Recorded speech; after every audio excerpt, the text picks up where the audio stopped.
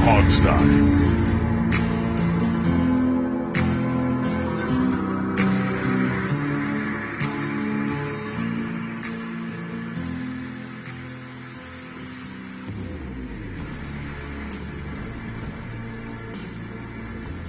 Hey everybody, and welcome to a victory episode of the Hogstye, and Washington wins the NFC East, but what we really need to talk about, guys, is how this affects New York, because that's all that apparently mattered in the broadcast.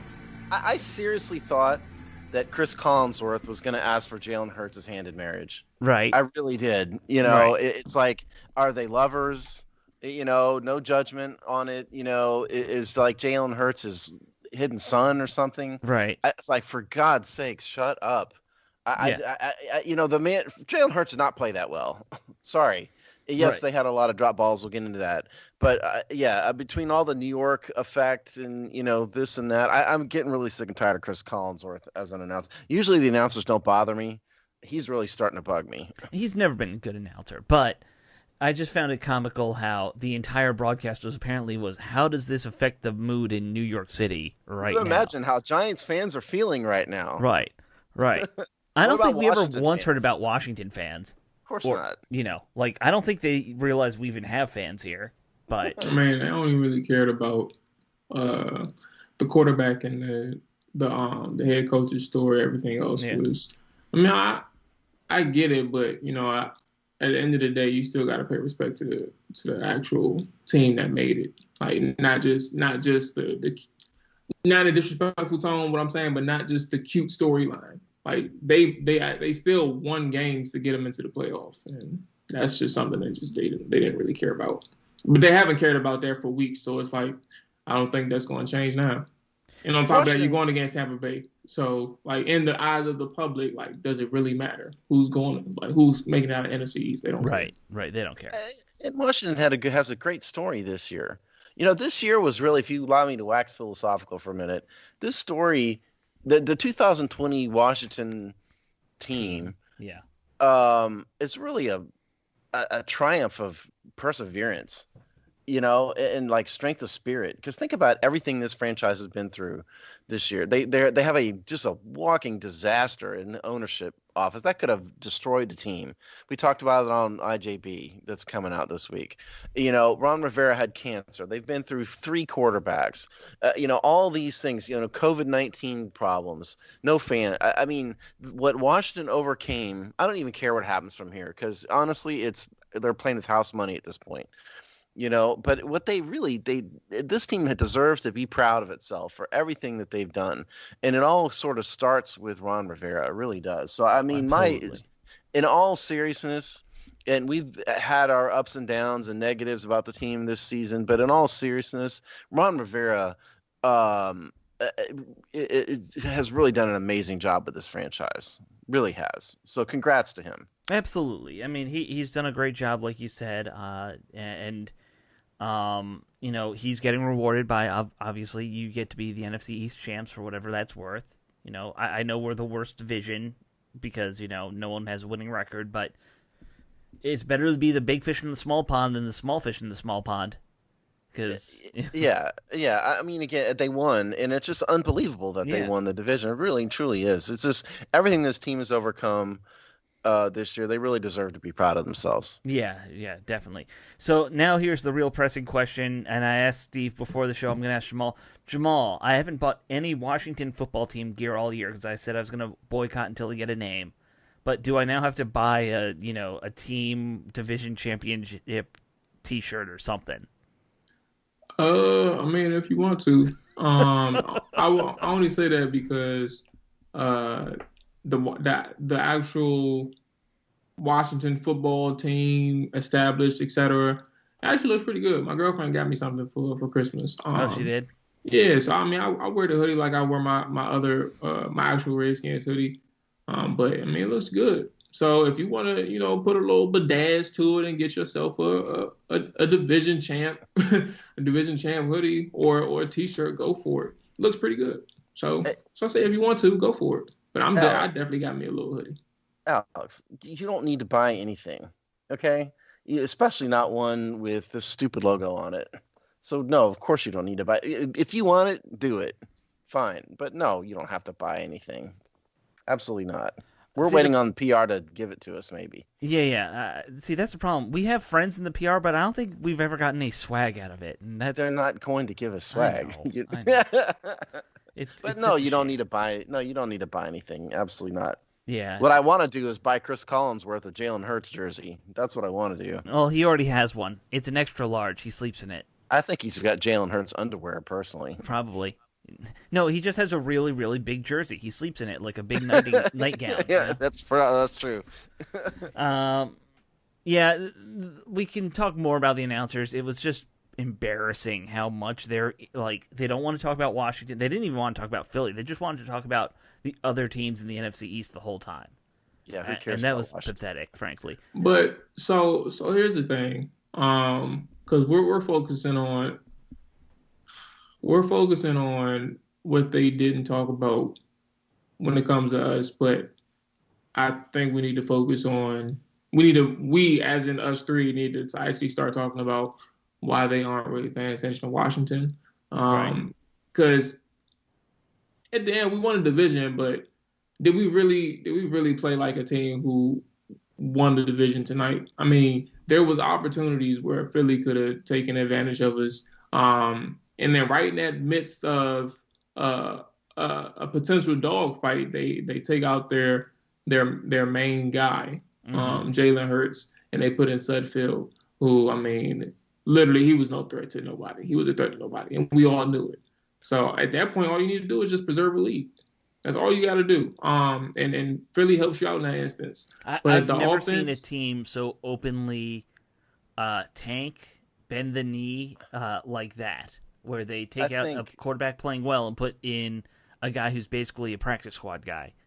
I think Doug Peterson is a big stupid moron. That's what I think. Well, And I think that's by the how way, you lose a team, man. That's what it is. And remember, by the way, they sat a whole bunch of players in the first place. They did, yeah. Like what was it, 10 starters? I think they said, the TV announcing crew. But I was just amazed that he put in Sudfeld. God, I mean, Doug, he deserves to be fired for that. I'd fire him, seriously. You just can't act like that. They talked about how he was safe beforehand, but if I saw that and I were the owner, I'd be like, I don't know, man. I'd fire him. I really would. I'd fire him just for that alone. So, yeah, that's what I get. I think that Washington, in a game where they had to show up, we talk about how a team in Washington always gets off to those second half, those fast starts in the second half. They had an amazing first quarter start. Like they got off to the 10 points that we all wanted. We wanted those first quarter points. We wanted that first possession point, get off to a quick start. But just in a blink of an eye, it was gone. So I think personally, my concern for Washington, because at this point, you're in the playoffs. It's any given Sunday at this point. And obviously the first week is going to be a tough week. But like, if you're focusing on what Washington did and didn't do, that's my concern. That defense had its moments where we've seen it all year. They had their moments in which they weren't necessarily going up against the Dallas offenses or the Pittsburgh offenses where they were consistent throughout a game. This one wasn't that. So a team that is noted for a great defense in the eyes of the public just wasn't there. That wasn't the case. Yeah. I don't know, man. It's rough. It's rough to evaluate because we're focusing on what the pundits aren't saying about the team. But at the end of the day, I just feel like this was a moment where if we had something to prove, we sure didn't show it completely on either side of the ball. Yeah. Well, first of all, in terms of stats, for those of you wondering, Alex Smith was 22 for 32, 162 yards, 2 touchdowns, 2 interceptions, quarterback rating of 75.3. Leading rusher was Antonio Gibson, 19 for 75, and most of those yards came in the fourth quarter. A lot of them did. Almost all of them. He only had 19 yards rushing at the end of the third quarter. Steven Sims, 1 for 18. In receiving wise, it was Cam Sims led the way, 5 for 43. Terry McLaurin was 7 for 40. Logan Thomas 3 for 37 and a touchdown. Terry McLaurin had a touchdown.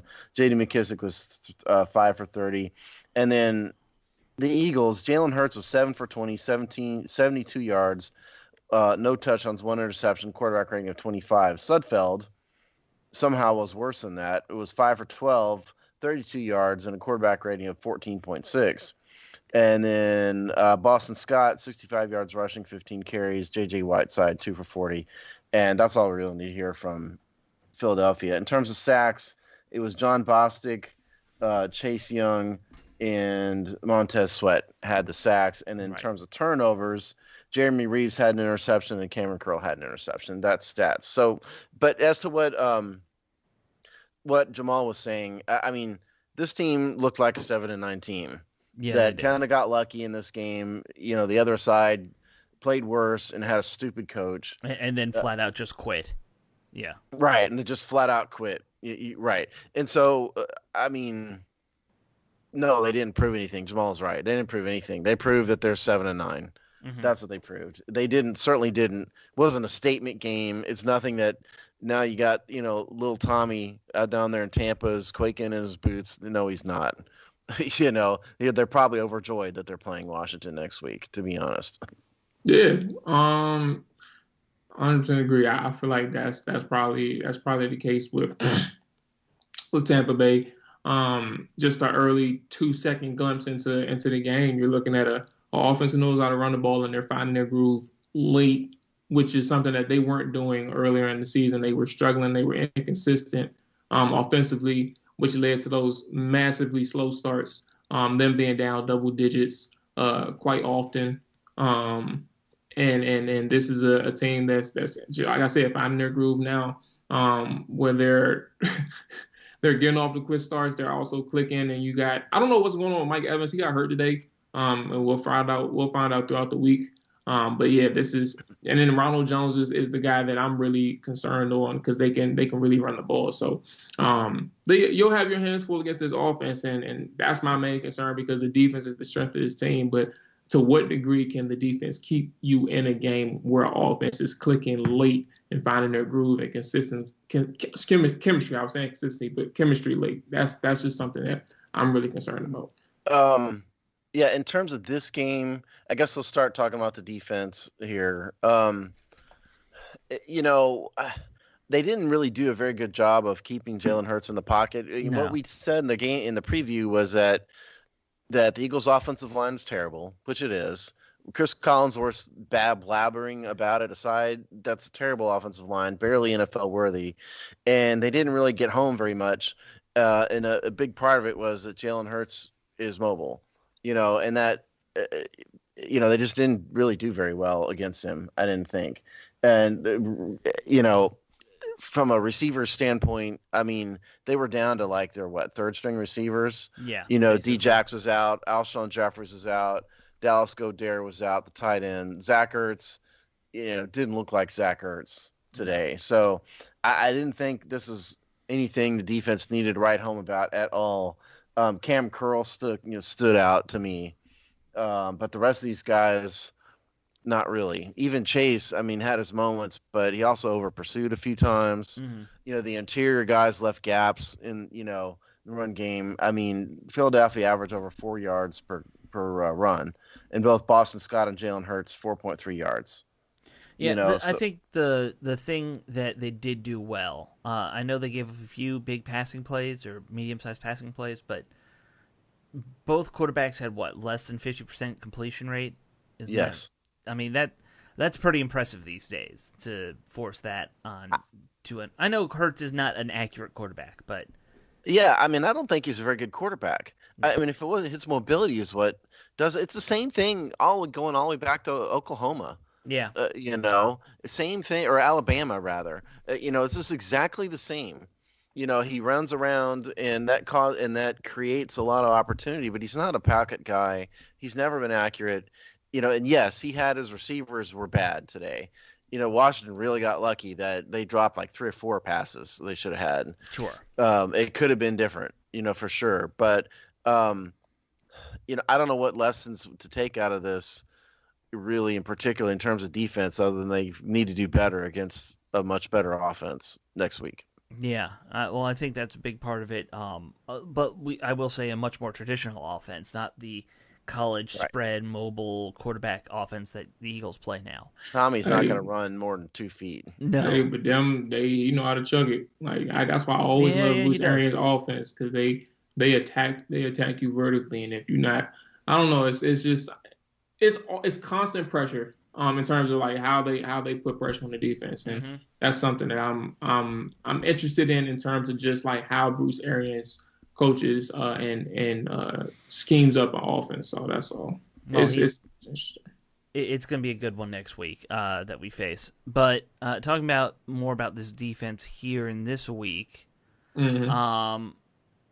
they definitely struggled against the RPO quite a bit.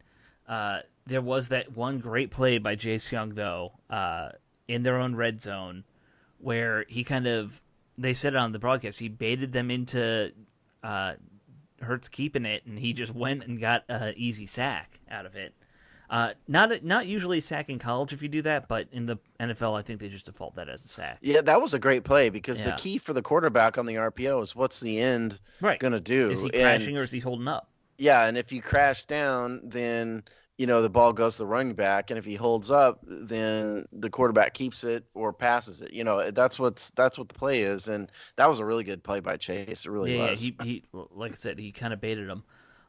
Sweat didn't quite do the same thing a few plays later, but still, overall, I think pretty good day there. Trying to contain him. I mean, I know he had the 2 touchdowns, but I mean, anytime this defense holds a team to 14 points, that's a good day. right. Yes, Yeah. it's Philadelphia. Yes, Philadelphia sucked. Yes, Doug Peterson was a big fat moron, but I'll take 14 points any day of the week. So in that regard, absolutely. I just meant this really wasn't a banner day for them. No, They, it wasn't. you know, The penalties also kind of really irked me on a couple of those drives where they got the lead.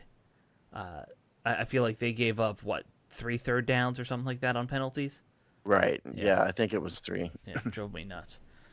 When I saw the Cole Holcomb hit in the first drive against Hurts, The and when holding I saw play it or live, whatever I it was? thought no, it was the roughing the quarterback Oh, when yeah. Hurts was going down. And when I saw it live, I was really irritated by the penalty. But seeing the replay of it, that's something that Holcomb should have known better.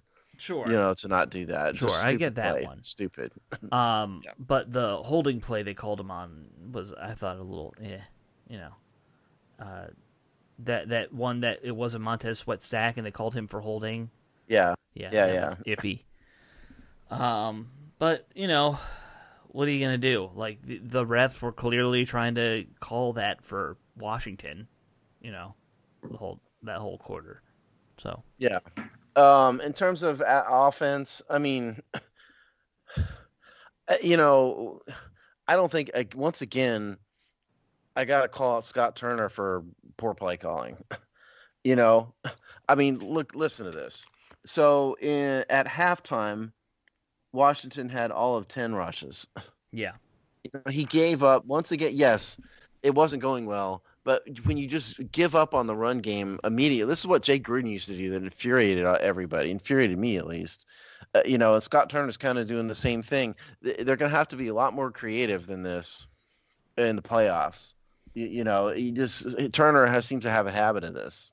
Well, I think one problem, and this is a limitation of the players we have, because of Alex Smith's legs and the fact that he can't really move around, they're basically being forced to play from shotgun most of the game now, because Alex Smith can't realistically drop back out of under center, the whole game. He did it a few times, but I would say 80%, 90% of the time they were in shotgun. Snap in one of those. By the way. Yeah. They almost lost the game with him under center. Yeah. But yeah, they're just so dependent on playing out a shotgun because he can't move, and that's going to make your run game worse. It just does, Well, let's hope his leg gets a little better. I don't think it will by next week. I honestly worry about. I wonder. I was saying at halftime they should have pulled him even after that touchdown drive.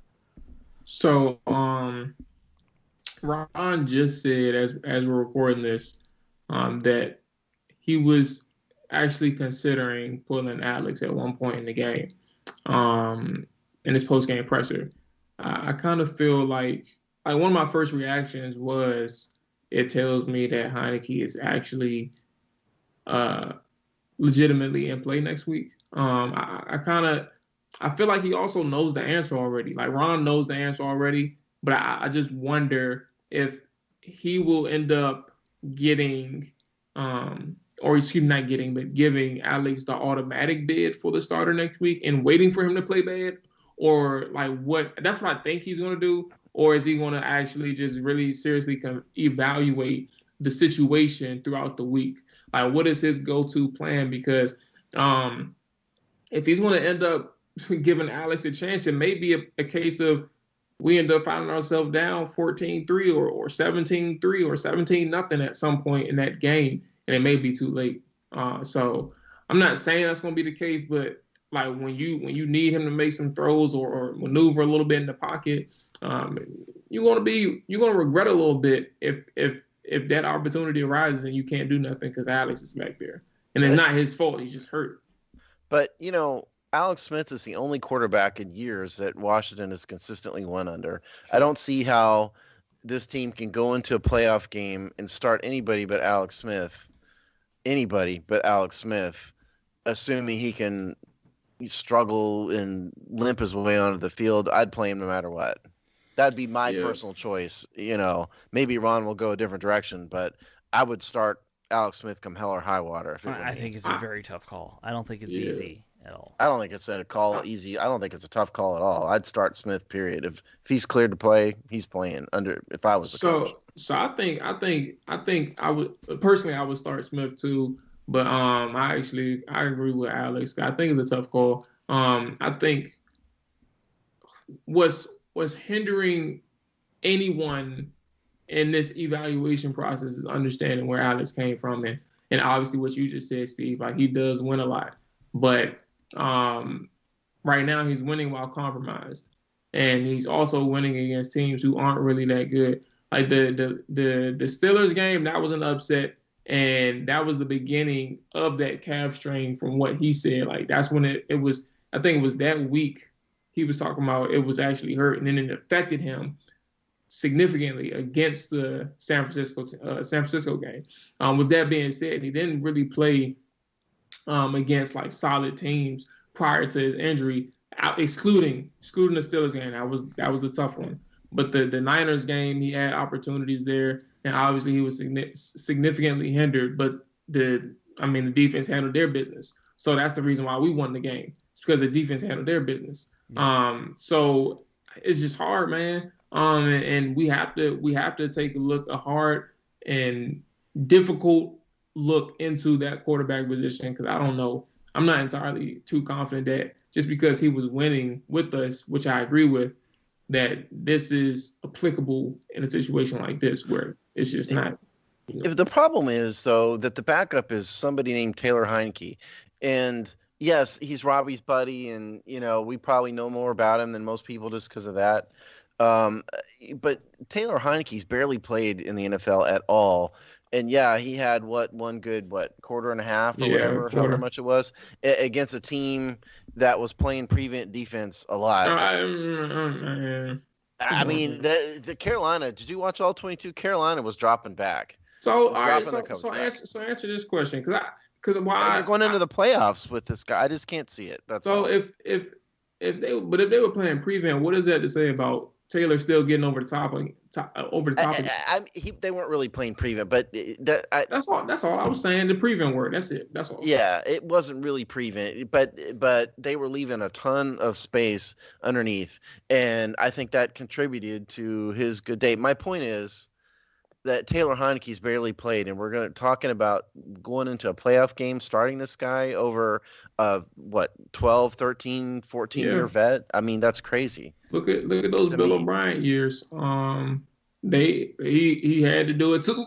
He had, not by choice, but he had to do it. Actually, I'm sorry. It was by choice a couple times, but look, he had to do it too.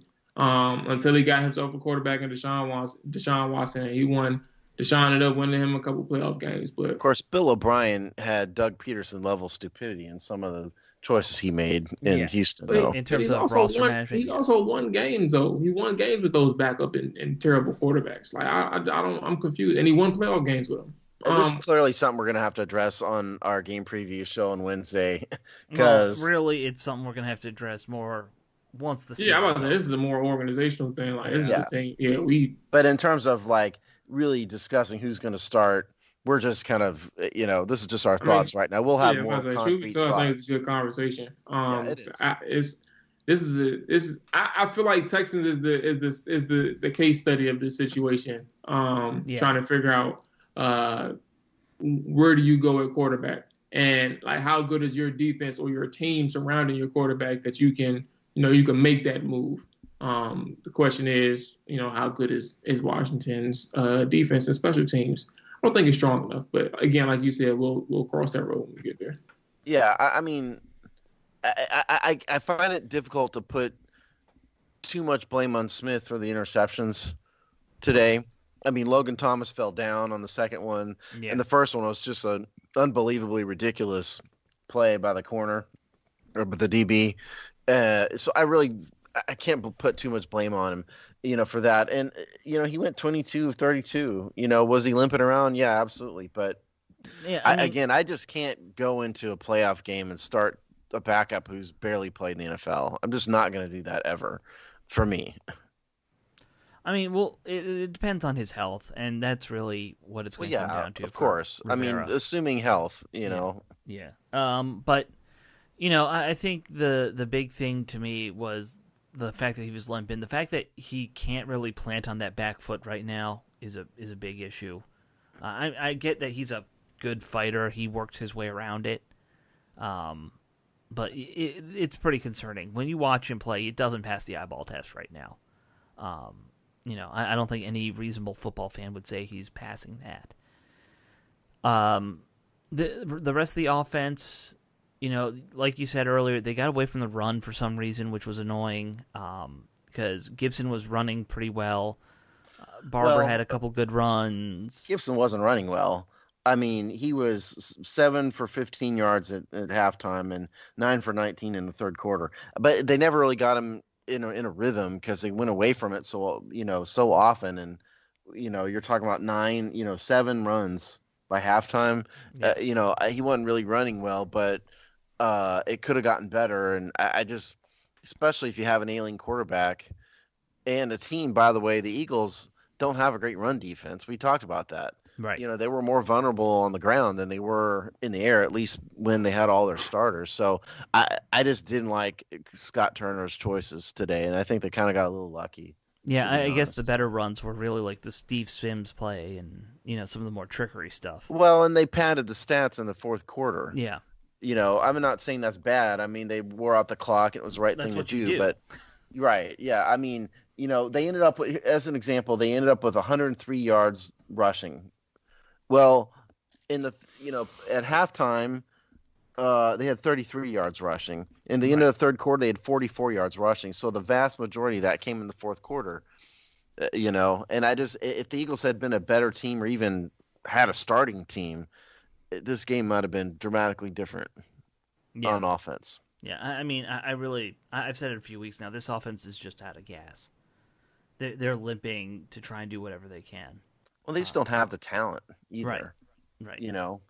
I mean, I think sometimes that we get so wrapped up on our own players, especially doing this show, but the fans also, because like we've talked for weeks, every week, twice a week, we've talked about Cam Sims and Terry McLaurin and all these guys. Well, they don't actually scare anybody. No. Terry McLaurin does, but the rest of these guys don't scare anybody. We pay more attention to them because we are so involved in the team every single day. Right. Well, it's like name the third receiver on, the Raiders or something. Like most of us couldn't do that, but we can do it here. It's that kind of thing. Right. Yeah. It's your home team. Oh, and the I didn't. So Tressway, what kind of day did Tressway have? Do we think that Tressway outkicked the entire defense? No. The entire offense.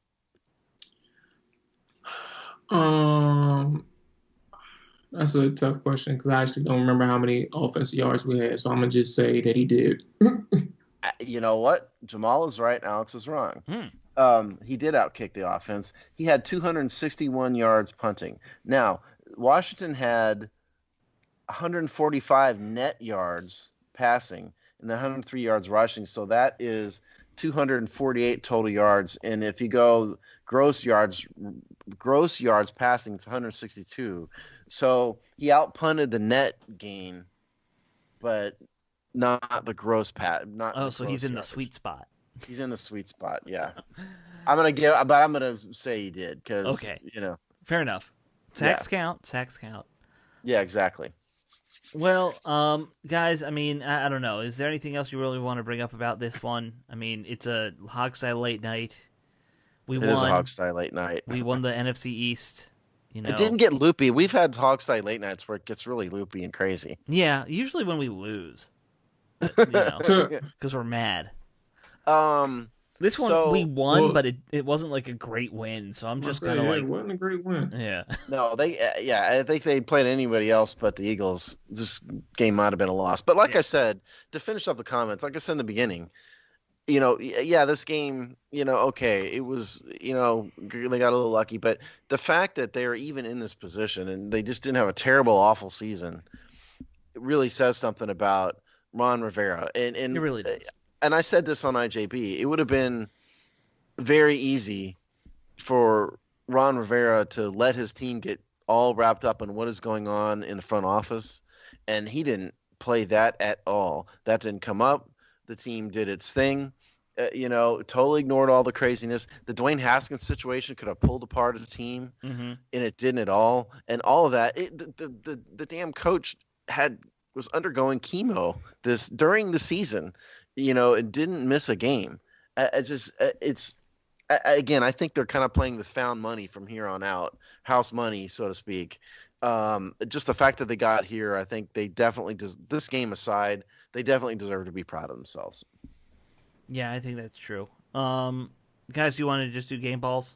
We're about Sure. at that point in the show. Yeah, that's Um, fine. yeah. All right, I'll go first. Get it out of the way.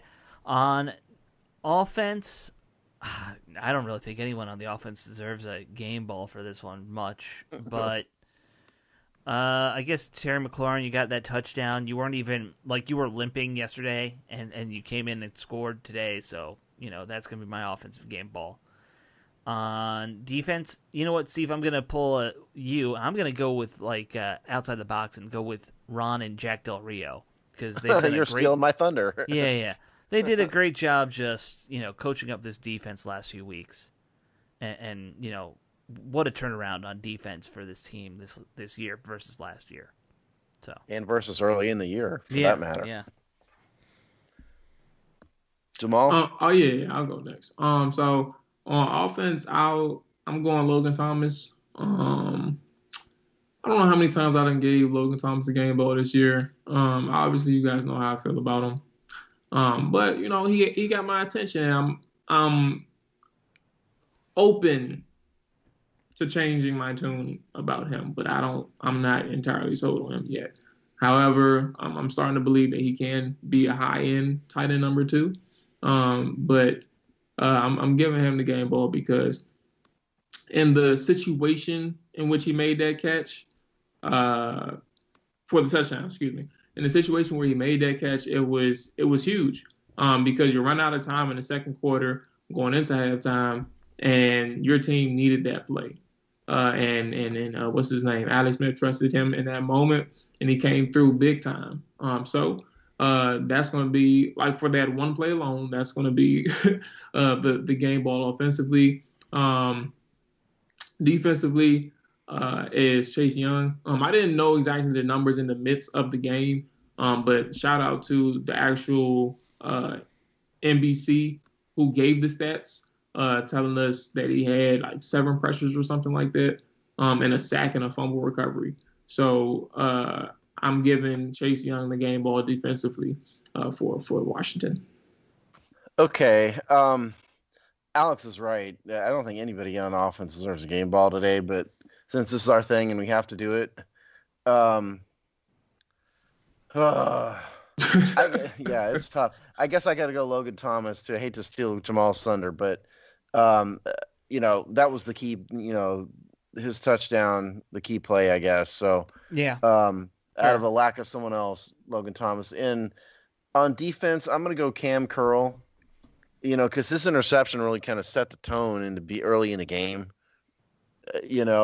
And I thought he's just been a beast all year. I can't remember if I think I've given him at least one other game ball, but that's going to be mine. Logan Thomas and Cameron Curl with an assist to Doug Peterson for his stupidity. I think Doug Peterson needs to walk to the Washington locker room and present Washington's game ball to them. Before we end, Steve, I kind of agree with you like 100% what you said earlier. Like I was thinking about it.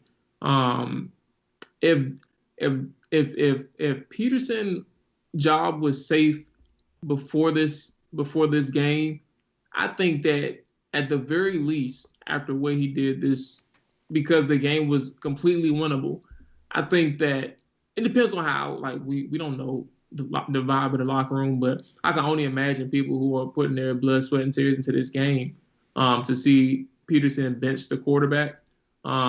If his job was safe before the game, I don't think it should be 100% safe anymore. I think it should be considered that this is something that it's going to be hard to recover from. I don't know to what degree, but it's not like 100% there. So I actually kind of agree with you. I'd fire him just based on this alone. Yeah, I mean, look, we've seen he embarrassed his team tonight. We've seen plenty of times here when Jay Gruden, when his teams were out of it, they just didn't play hard in that final game. But there's a difference between it. You still put your guys out and try, and yeah, maybe they phone it in or something. But because I think just setting all those guys out, like 10 people out in the first place was a surrender. I just think it was, it's not. That's just not what you do in the NFL. I don't think. No, it shouldn't be. It definitely shouldn't be because what are you doing? Tanking for draft position in the last game? And it wasn't even that big of a swing. It was between 6 and 9. It's not like he was going from 6 to 20, or whatever. Exactly. A real quick administrative note: since Washington continues on, we will have our regular game preview episode on Thursday morning. I will not be doing. I'm going to switch up our normal written playoff preview to make that dramatically abbreviated for those of you who read that in years past, because I just can't get all the analysis and stats done. So I'm going to focus on Tampa instead. So sorry for those of you who are looking forward to that. Yeah, I just don't have enough time in the next 3 days to get both of them done. That's fine. Guys, I want to thank you for joining me doing this Hogstyle late night. I'm sure we're all a little tired. I'm definitely tired. But we will get this show up, and we will see our fans on, the pregame show for the playoffs. Nobody else but the Hogstyle will do these kind of things, and so listen to us, please, because it's really late. And we have another one coming up, by the way. For those of you who don't know, then the next game is Saturday at 7:00. Oh, Jesus Christ! Yeah, another one coming up. Yeah. All right. You sure that they don't want to put the Giants in? You know what I'm saying? Well, nah, that's fine, man. We'll spoken like a true sports writer right there. Spoken like Chris Collinsworth. Yeah. All right, guys. Talk to you later. Peace. Bye.